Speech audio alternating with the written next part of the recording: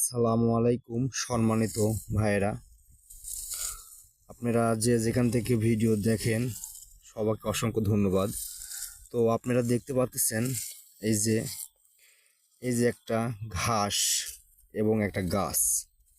তো এই গাছ আপনারা ভালো করে লক্ষ্য করে দেখেন, অনেকেই বলেন পানাপট্টি, অনেকেই অনেক রকম নামে ডাকেন। তো আসলে এই পানাপট্টি গাছ আপনার কি কাজে ব্যবহৃত হয়, কি কাজে লাগে, আপনারা কিন্তু অনেকেই জানেন, অনেকেই জানেন না।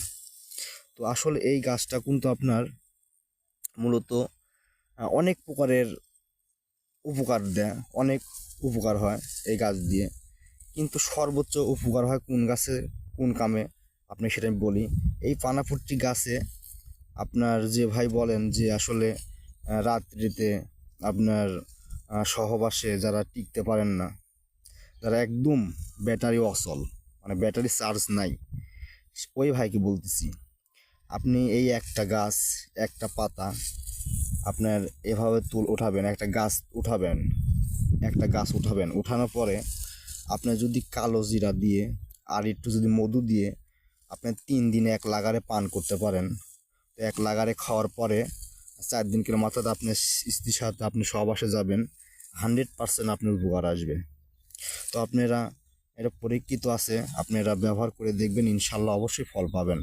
আসলে মানুষ মিথ্যা হতে পারে, কিন্তু আপনার এই গাছ কিন্তু মিথ্যা না।